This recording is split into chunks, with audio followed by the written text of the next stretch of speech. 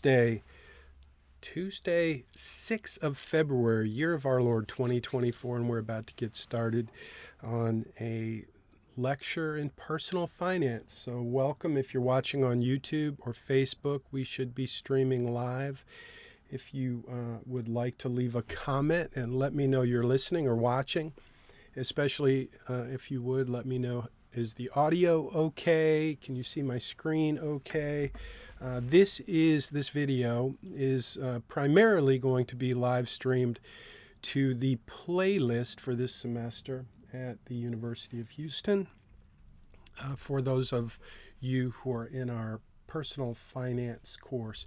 So I'm going to jump on over and open the Zoom room and admit some folks. And I'm also, hey Gavin, good to see you. Can you hear me okay?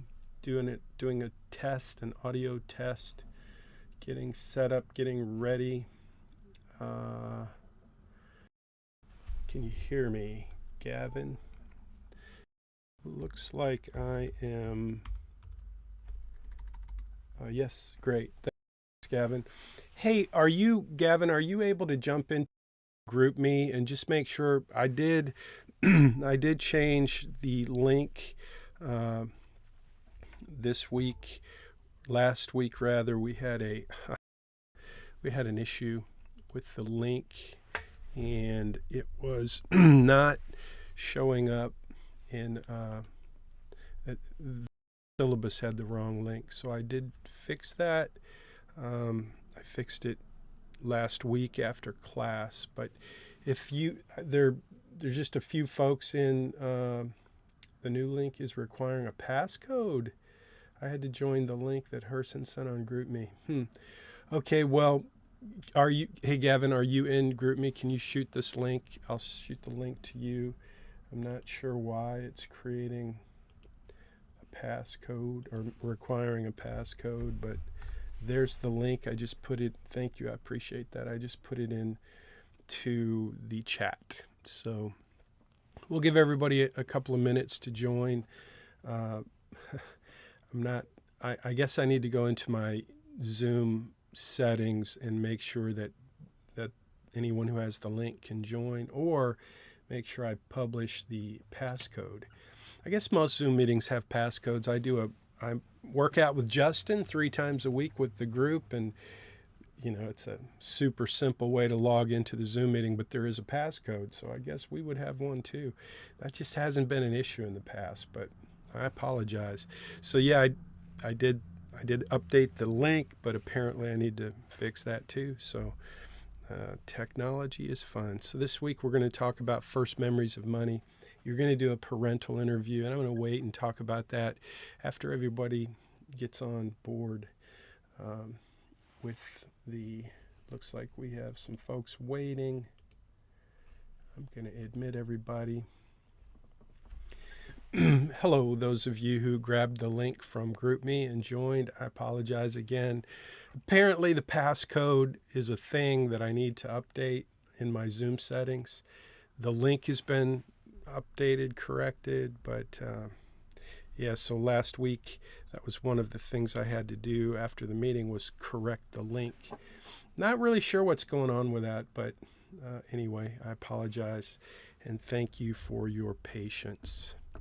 Let's see, I've got a couple of things to do here. Just so you know, this video is going to be posted in the uhplaylist.com. Hopefully that link is working okay for everybody. It's just a redirect. I purchased the domain uhplaylist.com so that every semester when I create a new playlist for each specific semester, it's super easy to make sure we get the right link. So, and if you ever look at a playlist link from YouTube, it's about a mile long with lots of strange characters and whatnot. So anyway, hopefully that's working. I'm looking at the chat box. If you guys would please, as always, when you join the Zoom meeting, just put in your name and the time that you joined. That becomes kind of my way of keeping track of who's in the meeting. Obviously, it's an asynchronous course, so you don't have to be here. But if you are here, I want to make sure I have a record of it. So please do that. Gavin has already confirmed that you can hear me, so I'm assuming you can all hear me. But if you can't hear me, and if you are reading my lips, leave a comment to let me know, or a chat comment. Okay, so I don't see anybody logging in with their name and their the time that you got here, so please do that. Thank you, Laney. I see you're here. Welcome everyone. So I want to get started here, but I'm apologizing again for the fact that there was a passcode that apparently you needed a passcode. Do you guys hey Gavin, do you know what the passcode was? Did you don't, because you got the link directly that I sent here. So I guess you guys, man, I thought if I gave you this direct link, so here's what I'm thinking. This direct link that I just gave you is specific to today's meeting, today's Zoom, I guess. And so it must generate a new link with new lucky charms each time we do a meeting. So I'll work on that again today. I did work on that last week and I thought I got it fixed, but apparently I did not. So I apologize. So it looks like everyone who's in the Zoom waiting room has been let in, and I'm looking to see for the rest of you who are here that got here a few minutes late, put in your name and the time that you joined the meeting. I'd appreciate that. That's how I keep take roll for the folks who are here in the meeting.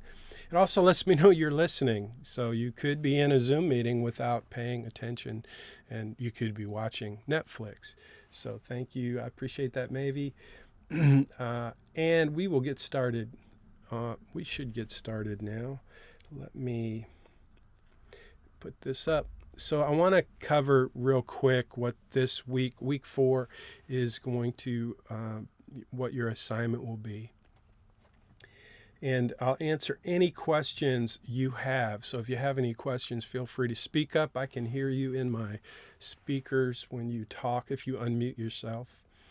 Also, if you have a question and you just want to post it in the chat, this is your Zoom meeting. So while everyone who's not here is required to watch the video, the folks who are here have, you have the ability to ask questions. And if you have any questions, I would love to answer them. So you're not required to ask questions in the Zoom meeting, but you certainly are encouraged to, and it is something that, in my opinion, it would be a good reason to be in the Zoom meeting, to be able to ask questions. So let me go over this week's assignment real quick.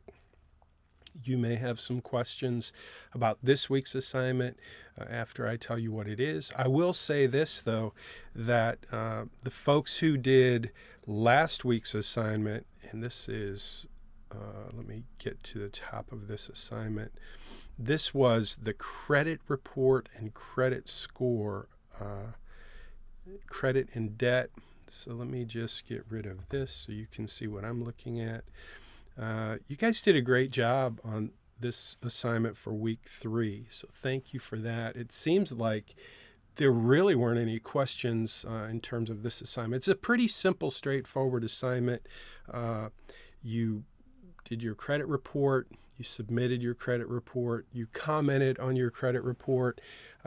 Very few of you actually found surprises, which was a bit of a surprise to me this semester. Usually we have students who find things on their credit report that they were unaware of. And we did have a couple. We had a handful of students this semester who, excuse me, commented on the fact that their credit history was primarily their parents, because their parents put the students on the parents' credit cards. And the intention was to help the student build credit, which it probably works well. And if you remember our class collaboration, the I Love Credit score, basically Dave Ramsey was saying in that whole idea of the I Love Credit score, Dave Ramsey was saying that the credit industry has done such an amazing job convincing you and me and everyone that we have to have good credit scores, that we're willing to do whatever it takes to improve our credit score, when in fact, sometimes the things we do to improve our credit score are really not the best strategies for us to build wealth and eliminate debt. But the folks at the credit bureaus, they're keeping score on you. They're tracking you and your data and your behavior and your activity so that they can make sure they do the best job possible to target you for credit, to sell you the product of credit. And so that's their job. And your credit score is a reflection of how they view you in terms of being an ideal customer for them. So credit is a product, it's not a privilege. On the other hand, it is in our culture, it has become a bit of a privilege, an entitlement, if you will. And we'll talk a little bit about that in a bit. But anyway, you guys did a great job.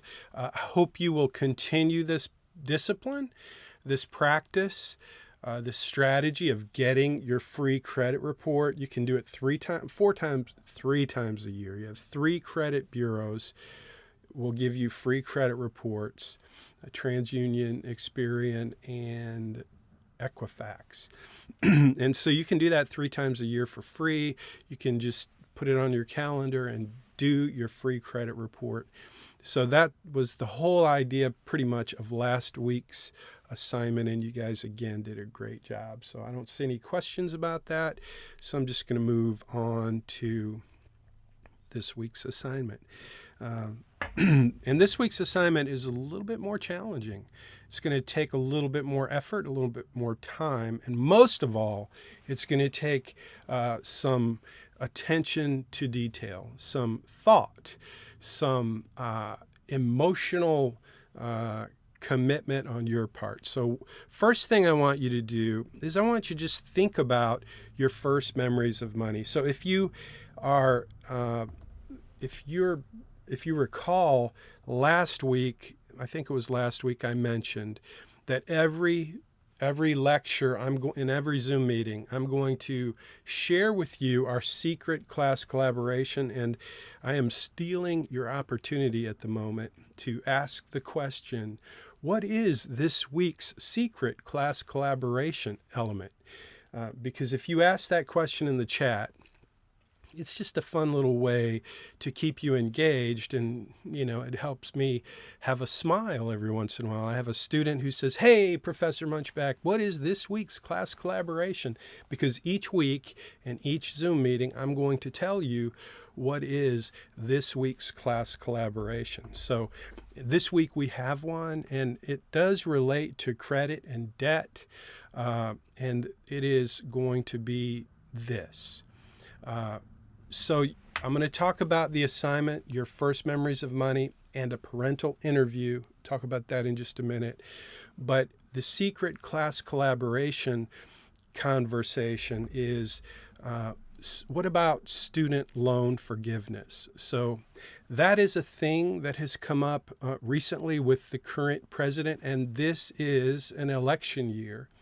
And so one of the things I want you to think about, one of the things I want you to just talk about and share with me and with your classmates, either in the comments below if you're watching on YouTube or Facebook, or if you're in Money Study Group, that's a less public way to share your class collaboration. But this week's class collaboration is all about student loan forgiveness. What do you think about that? How do you feel about living in a culture where we have certain laws, certain expectations, certain mores, values, and all of a sudden one guy in the White House can say, hey, we're going to scratch that, and we're going to say to all these people who could potentially vote for me, that you don't have to pay back your student loans. Now, if you're a student who has a pile of student loans, I suspect, and this is an assumption, and you know what happens when people assume. So this is an assumption on my part because I was a college student. I did have student debt. It took me 10 years to pay it off, but I paid off every penny of it. But I think if someone would have offered to take that student loan and forgive it for me, I would have been like, hey, I like that guy. So I'm just curious, how do you feel about that? And have you thought about the ramifications of having people across the country from every different level of economics? Because student loan forgiveness was not just for people who couldn't afford to pay their loans. This is mostly for people that had a ton of student loans that they acquired through advanced education, and many of them are actually employed in the business, in the industry that they studied to be in. So they're making pretty good money, and if you're working at McDonald's, your taxes, or maybe you're a waiter at Carrabba's, but regardless, these people who could be considered on the upper end of the scale because they were able to take advantage of higher education, those people are going to be receiving a benefit. This is called redistribution of wealth. Those people who have the student loans forgiven are going to receive a benefit from all of the rest of us who don't have student loans. So you have a lot of student loans or not, and I know most of you have done a great job of managing your debt. Most of you don't have a pile of student loans. But if you do, or if you don't, I still want to know what you think about student loan forgiveness. So, by the way, I want to just tell a quick story about my first semester teaching personal finance. In that first semester of teaching personal finance, I had a student who came to me after class. It was either the first class or the second class, and I could tell that this young man was under some stress.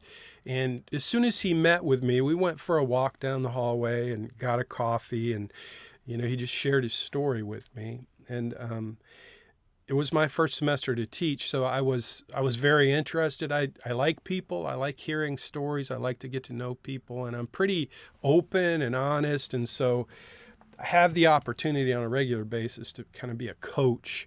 And in this role as a professor of personal finance, that happens a lot, to be the person who receives a call. Hey, I've got a question. I'm working on some issues. And so that is something that happens to me a lot, and it happened to me in the first semester with this student. But his issue was he wanted to talk to me about how he had accumulated, and this was 12 years ago, and at the time it was a lot of money, $125,000 in student loans. And the reason was because this student was wrestling with some behaviors, some addictions, drank too much, spent way too much money at the bars. He also had changed his major multiple times, and so instead of finishing college in 4 years, which is what his plan was, it took him over 5 years. But he was ready to graduate.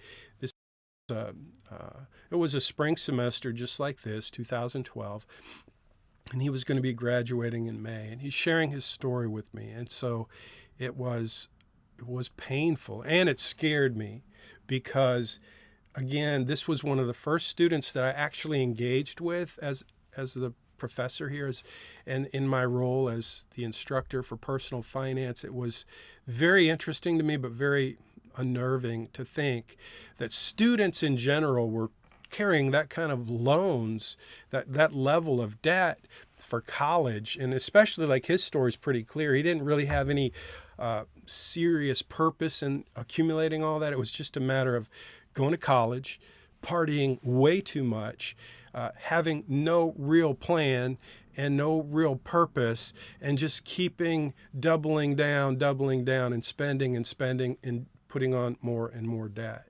I haven't kept up with this young man. If you're listening, If you're watching on YouTube, I know you know who you are. And maybe you're not this specific student, but you're a student who had that situation. I'd love to hear what you think about student loan forgiveness. And again, my assumption is that if you were that student, you would be on your knees thanking God for this guy in the White House who's willing to do whatever it takes to help people, no matter where they are, no matter what their situation is. Maybe they have a great job and they can afford to pay that loan, but this guy in the White House would love to eliminate that. And it seems to me, this is my opinion, I'm curious about yours, it seems to me in a culture with laws and with certain values that that's kind of political. And if it is, which I don't mean to be a cynic, but if it is, if the guy in the White House is doing this to try to win your vote, I'm really curious how you feel about that.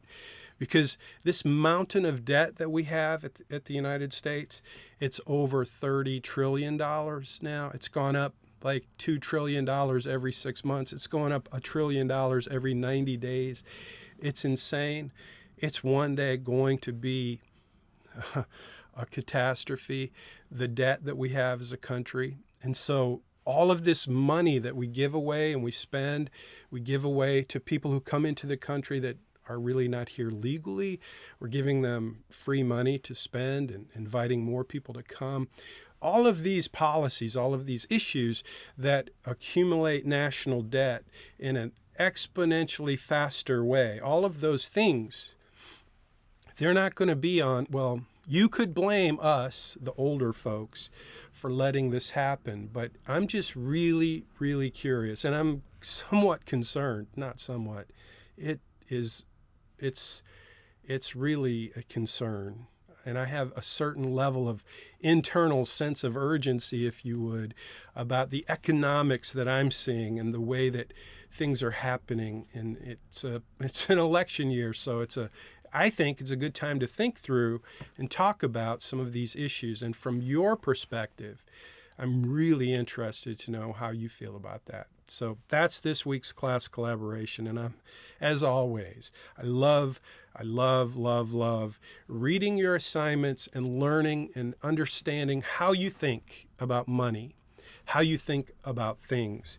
And so this week's class collaboration and this week's, my iPad decided to go to sleep.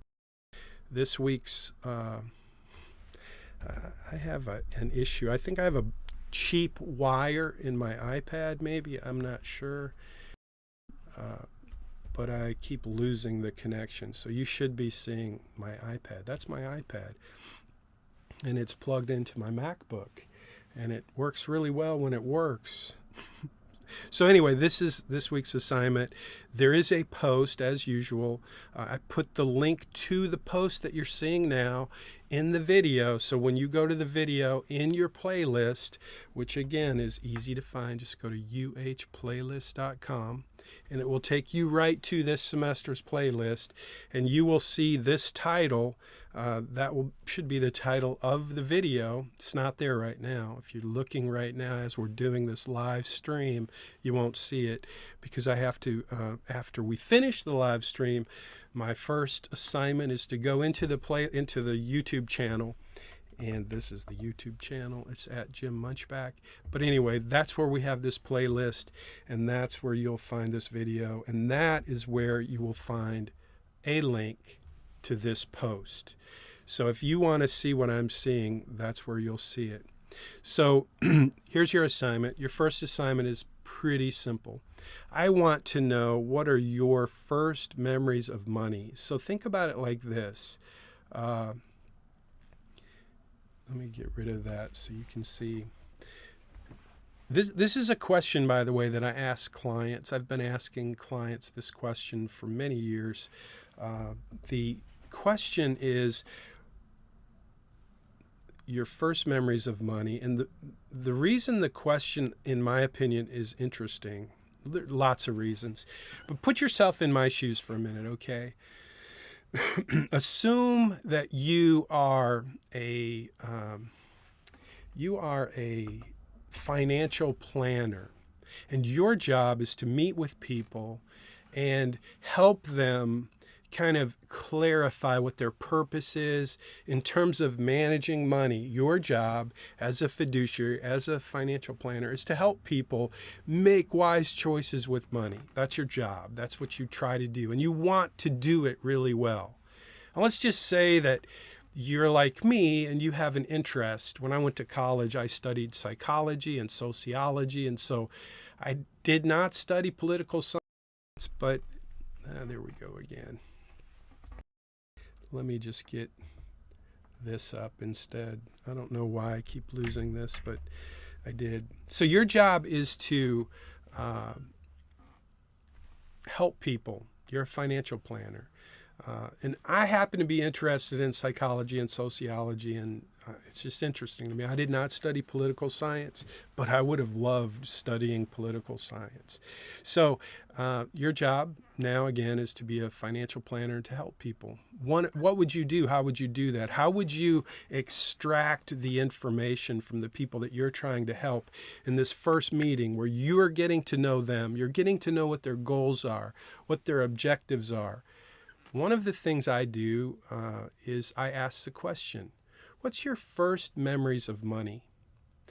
And this question may not be as potent or as revealing or as helpful for you if you're 20 years old as it is if you're 50 years old. I don't know, but I do know, I don't know how it is going to impact you, but that's your assignment. To think about, talk about, and share your story about your first memories of money. Maybe it was the first time you got money under your pillow from the tooth fairy. Maybe it was, I got to tell you a story. I wish I had a picture. I should have a picture. Let me see if I can find a picture of my grandson, Caleb. My grandson, I can't find it right now. There's too much stuff going on here, but my grandson Caleb, he's pretty awesome. He's 5, and we went on a cruise. We were out of the country in Mexico, you recall, and while we were there, his dad bought him a necklace with a real shark tooth in the necklace, and it was. It was like most of the things you buy on a cruise. Or was it not even on the cruise? It was on one of the excursions in Cozumel, Mexico. But it was cheap. It wasn't cheap. It was kind of expensive, but it wasn't well made. It was made in Mexico, and it was made for tourists. And so you know how that is. I hope you know how that is. So anyway, Caleb took this thing home, and naturally, being a 5-year-old boy, he's quite athletic and quite rambunctious, and of course, the tooth came out of the necklace. So he's got a necklace.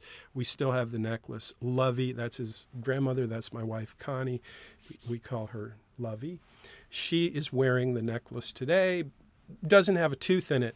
But Caleb, this brilliant 5-year-old, took the tooth and he put it under the pillow, expecting that the tooth fairy would show up and give him some money.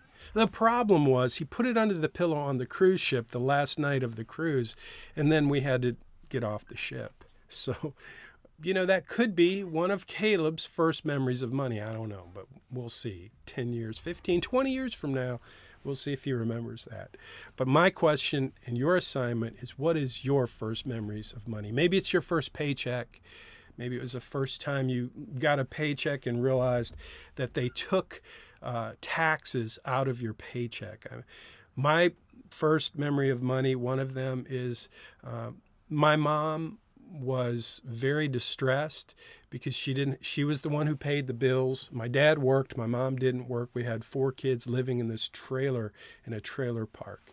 If you've ever been to a trailer park, I lived in one, I grew up in one, and in the trailer park there is all of the mailboxes are lined up. And so that's how you go get the mail. You go to your mailbox, you grab your mail. But my mom was very upset because she didn't have enough money to pay the bills. And she went to the mailbox and there was a stack of bills, but there was no checks. Imagine that.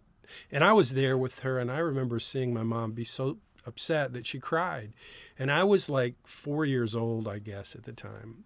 I just remember wanting to rescue my mom and fix her problem. I went to the mailbox, but I didn't know which one was ours. I just went through mailboxes and I looked for something that looked like money. And I was going through the mailboxes looking for money, and the mailman showed up. I think it was the mailman. Somebody showed up and took me to the office to report me to the authorities. Didn't know it was a federal crime, but I remember that. I remember getting in trouble for going to a mailbox, trying to find money because I wanted to help my mom. So that was one of my first memories of money. I've got lots and lots of memories about money when I was very young. And here's why it matters. Here's why it matters, your first memories of money. And before I get into why it matters, let me first see if I can get, oh, look at that, my iPad came back. So you're going to do a parental interview. That's the second thing you're going to do. And I'm going to talk about this for a few minutes, but I want you to know that this question, your first memories about money, isn't just for you. You're going to give me your first memories about money, but you're also going to ask the person you interview about their first memories of money, okay? So I just set the table for you to understand kind of what we're trying to get.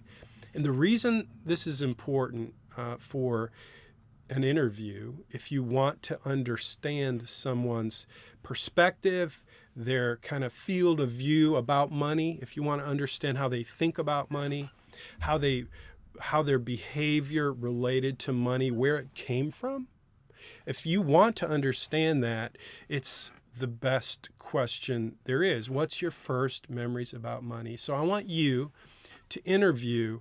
It's called a parental interview for a reason. So if you decide you want to interview your roommate, that's great.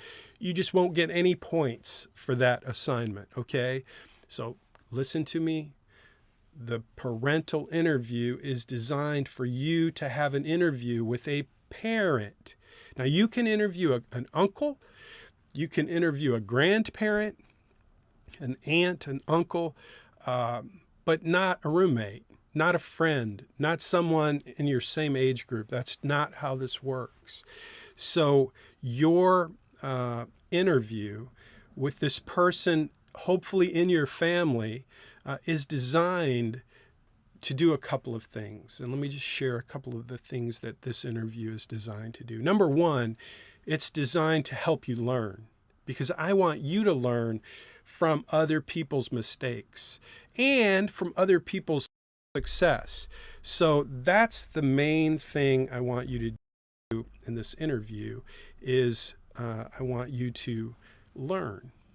And so what I want you to do in this interview is, first of all, think about who you want to interview.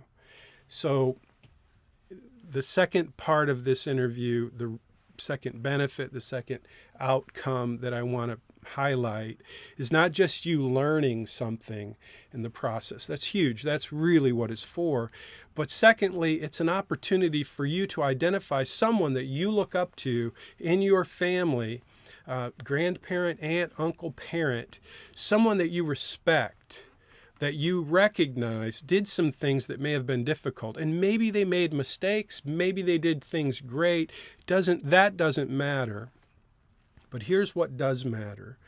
What matters is that you kind of know going into this interview that you're going to ask some questions that could be very challenging. They could be difficult. They could be emotionally challenging. You could be uncovering or kind of bringing up memories from the past that could be very painful for the person you're interviewing.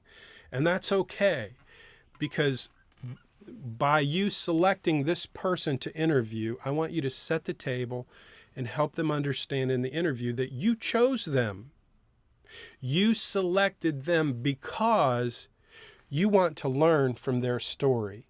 And I promise you, whoever you go to in your family, and you set the table in that way with respect and consideration and a genuine curiosity to learn from them, if you do that, this experience will be very good for you and for them. And it's very important that you recognize this interview is not just another assignment. I love to read your articles after you do this interview.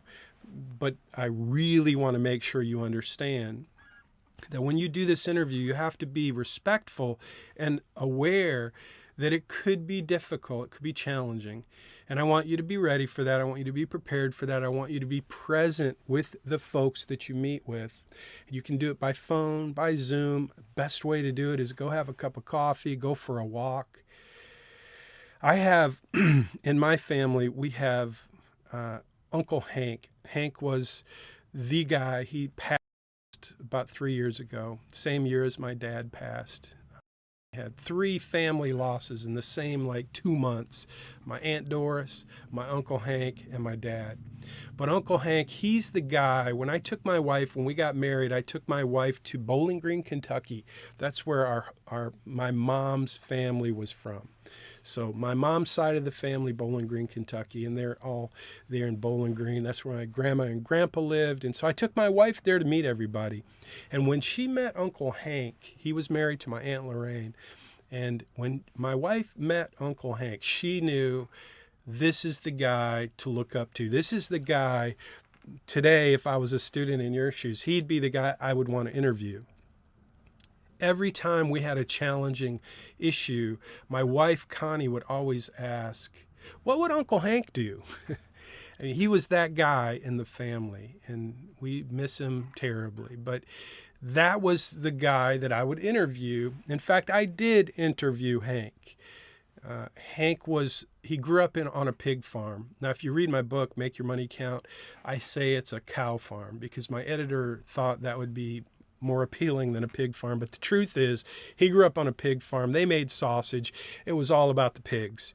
And so when I asked Uncle Hank his first memory of money, we went for a long walk, beautiful day in Bowling Green, Kentucky, out in the country. And when I asked Uncle Hank his first memory of money, his answer surprised me, but it was very, very helpful. He told me a story about how he was, as a young boy, he came home from school and his dad was at the kitchen table and his dad was crying.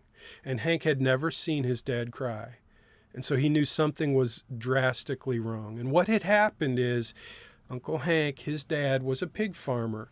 And the way that business worked is every year they would take their pigs and someone would come and offer them money, pay them money, and then take the pigs. It was a one paycheck a year kind of business.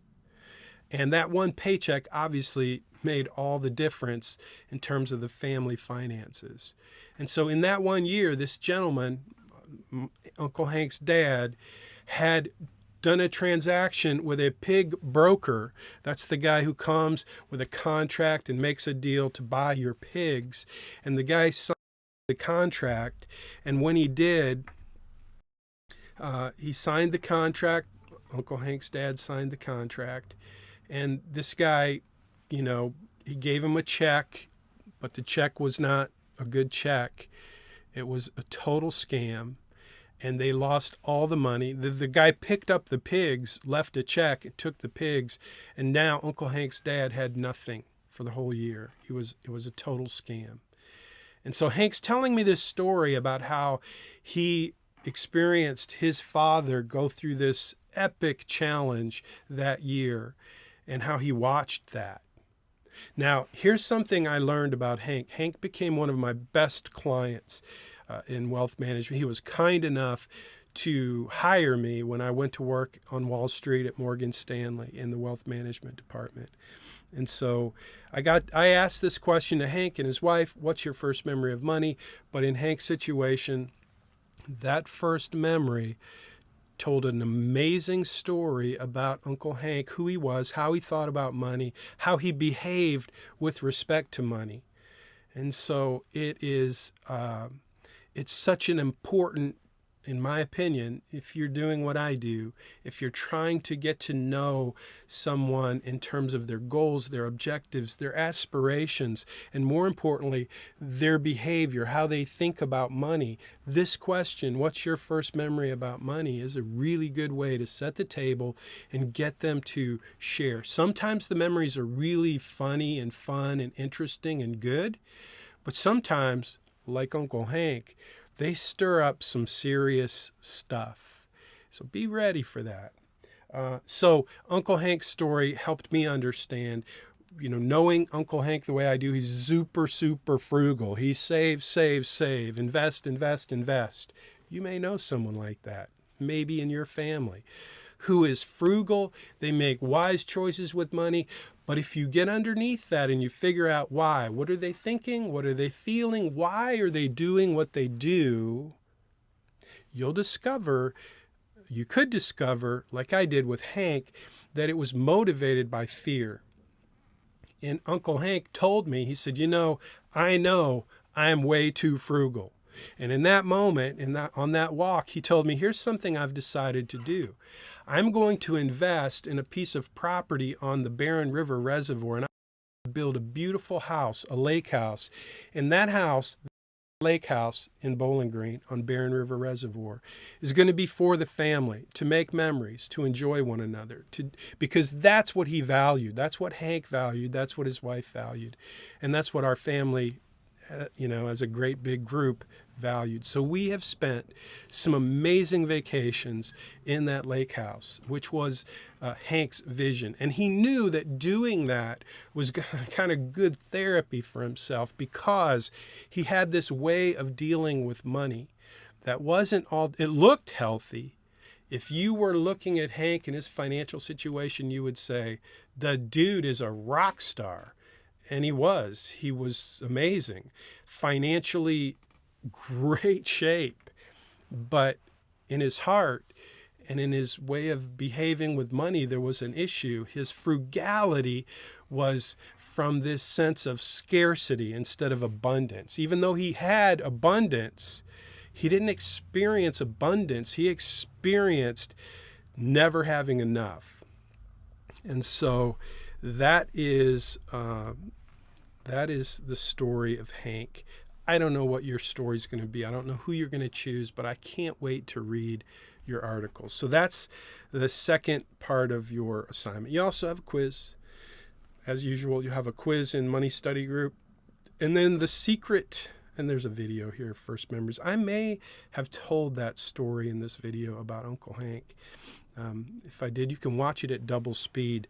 You know that, right? If you watch a YouTube video, you can hit the little gear icon and you can play it back at double speed. And you can listen at least twice as fast as I can talk. So I would do that if I were you. Let's see. So that's it. The class collaboration, we've already talked about that. It's about student loan forgiveness. How do you feel about that? What are your thoughts? And I'm not trying to be political. I'm trying to get you to think about an issue that could be, if my iPad's acting crazy, beeping at me. If you are, whether you vote or not, I hope you do. I hope you vote. And I hope you think about why you're voting for who you're voting for. But from an economic standpoint, if you're a young person in America and you're a citizen and you have the right to vote, you should vote. But you should vote with some sense of purpose. You should understand who you're voting for and why, because there are some serious issues out there that you will be left with. I will die and I will move on to life after death. I will not be here as long as you. And your parents won't be here, your grandparents won't be here. All of the people who benefited from this amazing economy and this amazing country, we won't be here. And some of us will leave some money behind for some of you, and you'll have a lot of money because of our hard work. But your opportunities moving forward in this culture of consumerism with inflation where it is, and just know this, inflation, increasing prices, it comes from government debt, okay? Just trust me on that. Do your own research, but just know that the more the government spends, the more stuff costs. And this government is spending like drunken sailors. And it's worse today than it's ever been in history in any country on the planet in history. And it doesn't normally end well. And so I'm not trying to scare you, but I am trying to make you think, because if you have the opportunity to vote, you have an opportunity to kind of make your vote count. And when it comes to things like student debt forgiveness or giving money to people that flood into the country without permission, without going through the proper channels, those issues are expensive. Giving away free health care to everybody, that's expensive. I'm not saying it's the wrong thing to do, but it's not being paid for. We're just adding more and more and more and more debt to the national debt. And so I'm not even going to show you the U.S. debt. I should show you the U.S. No, I'm not going to do that. You can look it up. Just Google U.S. debt clock. Just look at that bad boy. Anyway, that's my little sermonette, I guess. But it is your secret class collaboration that I want you to think about, and I want you to comment on and share. So I'm looking at the chat now to see if we have in the Zoom meeting any questions, and I'm not seeing any questions. So I'm going to go ahead and call it a lecture. Let's see. I'm going to call that a day. I will try to figure out what's going on with the Zoom link and make sure that you guys have the passcode. And I apologize again. If you're watching on YouTube or Facebook, thank you. Hit the like button if you will. And if you want to use Facebook or YouTube to leave your comment, that's awesome. Do that. I read those comments. I appreciate your comments. Just take a screenshot and pop that into your article and you'll be good to go. So those are your four basic things you're going to do. What's your first memory of money? Number one. Number two is you're going to do that parental interview. Number three, you're going to do that quiz in Money Study Group. And then number four, you have some other class collaboration elements that you're welcome to answer. I always like to see those, and I encourage you to do that. But there is one specific one that I will be looking for this week as I grade your assignments, and that is your comments about, about student loan forgiveness. So that's going to be a wrap. I'm going to end it there unless I see any questions, which I don't see in the Zoom room. Thank you guys for coming. Again, thanks if you're watching on YouTube or Facebook. I'm going to go ahead and I'm going to end the broadcast now. I'm going to try to end the broadcast now.